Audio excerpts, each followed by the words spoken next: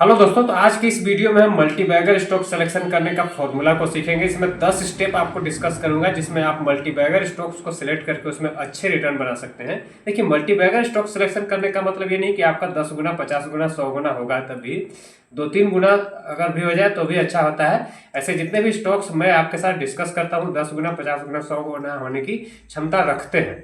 तो देखिए, इस टाइप के स्टॉक्स का सिलेक्शन करना काफ़ी आसान होता है। बस एक सिंपल प्रोसेस को समझ लीजिए। 10 स्टेप का प्रोसेस होगा और एक स्टेप होगा चार्ट के बेसिस पे, जो कि एक सिंगल स्टेप प्रोसेस होगा। तो लास्ट में आपको बताऊंगा मैं कि अगर आप चार्ट देख के भी अगर स्टॉक सिलेक्शन करते हैं तो उसमें भी आपको मल्टीबैगर स्टॉक्स कैसे होते हैं, और डबल ट्रिपल तो आसानी से हो जाता है चार्ट के बेसिस पे 3 से 6 महीने में, कभी कभी 2 महीने में भी हो जाता है, कभी कभी 1 साल भी लगता है। तो ये सब पूरा डिस्कशन मैं आपको इसी यूट्यूब चैनल पे करूंगा। तो अभी इस वीडियो में पूरा हम डिस्कस करेंगे 10 ऐसे स्टेप जिसके थ्रू आप मल्टीबैगर स्टॉक्स को कंपनी को सिलेक्ट कर सकते हैं, और एक ऐसा स्टेप जिसमें चार्ट के बेसिस पे भी आप पूरा डिसीजन ले सकते हैं कि स्टॉक मल्टीबैगर होने वाला है। लाइव में मैंने आपको बहुत सारे स्टॉक्स इस यूट्यूब चैनल पे पहले ही बताया है, और पहले से आप अगर मुझे जानते हैं तो मैंने आपको बहुत सारा चीज़ समझाया हुआ है। अब इस चीज़ को समझिए कि अगर मल्टीबैगर स्टॉक सेलेक्ट करना है तो उसके लिए 5 जो प्रोसेस है उसमें पहला प्रोसेस क्या आता है कि आपको ये देखना है कि स्ट्रॉन्ग फंडामेंटल स्टॉक्स को देखना है। अब स्ट्रॉन्ग फंडामेंटल कहने का मतलब क्या होगा कि उसका जो रेवेन्यू होना चाहिए वो कंसिस्टेंट होना चाहिए, प्रॉफिट में ग्रोथ होना चाहिए। ऐसा नहीं कि प्रॉफिट आपका कांस्टेंट होना चाहिए। प्रॉफिट में जैसे कि अभी मान लीजिए कि 50 करोड़ का प्रॉफिट है तो 60 करोड़ 70 करोड़ 100 करोड़ 150 करोड़ इस टाइप का प्रॉफिट बढ़ते रहना चाहिए। हर मंथ हर क्वार्टर में सेम टाइप का प्रॉफिट नहीं आना चाहिए। अगर नेक्स्ट पॉइंट की बात देखें तो उसका बैलेंस शीट हेल्दी होना चाहिए। उसका अगर कंपनी का बैलेंस शीट अगर हेल्दी है, उसमें अच्छा प्रॉफिट है, उसमें कैश है, तो कंपनी अच्छी तरह से ग्रो करने में उसको दिक्कत नहीं हो सकती है। तो कैश क्रंच के चलते भी कई बार प्रॉब्लम होती है। उसके अलावा हाई रिटर्न ऑन इन्वेस्टमेंट होना चाहिए।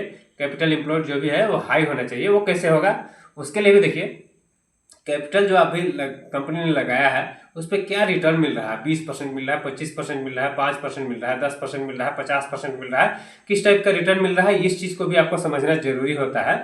अगर दूसरे पॉइंट की बात करें तो उसमें देखिए जो सबसे इसमें बड़ा पॉइंट होता है स्केलेबल बिजनेस मॉडल होना चाहिए। बिजनेस मॉडल जो होना चाहिए वो स्केलेबल होना चाहिए। जैसे कि आज मान लीजिए कि 100 करोड़ का टर्नओवर कर रहा है तो कल 1000 करोड़ का टर्नओवर, उससे भी 10,000 करोड़ का टर्नओवर, इस टाइप का करने की उसमें क्षमता होना चाहिए। तो उस टाइप का बिजनेस अच्छी तरह से ग्रो करता है, जिसमें वो जो सेक्टर हो सकता है वो अच्छा हो सकता है, ग्रोथ पोटेंशियल अच्छा हो सकता है। वो बाकी चीजें भी देखेंगे हम बाद में। इसके अलावा होना चाहिए कंपिटिटिव एडवांटेज। अब कंपनी का जो एडवांटेज होना चाहिए, कंपटीशन कम होना चाहिए। अगर कोई भी कंपनी अगर कंपटीशन कम, जैसे कि एशियन पेंट का कंपटीशन स्टार्टिंग में कम था, तो इसके चलते उसके पास कुछ कुछ ऐसे प्रोडक्ट है, कोई कोई प्रोडक्ट ऐसा होता है जो दूसरों के पास नहीं होता है, तो उसको आप सही तरीके से हमेशा मार्केट में बेच सकते हैं। उसमें कंपटीशन नहीं होगा तो आप सही रिटर्न उस पर बना सकते हैं। नेक्स्ट है पॉइंट है, फोर्थ पॉइंट है विजनरी मैनेजमेंट। मैनेजमेंट जो है विजनरी होना चाहिए। विजनरी मैनेजमेंट कहने का मतलब कि मैनेजमेंट के पास इस टाइप का थिंकिंग होना चाहिए कि विजन किस टाइप का मार्केट है, किस टाइप का माहौल है, उस टाइप से वो विजन बना के और एक अच्छे बड़े टारगेट अगर सेट करने जानते हैं, उसको इम्प्लीमेंट करने जानते हैं, उस टारगेट को अचीव करने जानते हैं, तो एक बहुत ही अच्छा पॉइंट होता है। नेक्स्ट पॉइंट अगर देखा जाए तो अंडर वैल्यूड या फेयरली वैल्यूड स्टॉक होना चाहिए। आपको उसका पी रेशियो देखना है, उसका price to earning. P ratio के बारे में मैंने आपको एक डिटेल्स वीडियो में बताया हुआ है कि वो उसका जो अर्निंग है उसके हिसाब से उसका पी किस टाइप से है। पी रेशियो अगर कम है तो इसका मतलब कि स्टॉक अंडर वैल्यूड है, उसका वैल्यू कम है। पी रेशियो ज्यादा है इसका मतलब स्टॉक महंगा है। ऐसे आप सोचते हैं कि 10 रुपए का स्टॉक है तो सस्ता है, 50 रुपए का स्टॉक है तो महंगा है। देखिए इस ऐसा नहीं होता है।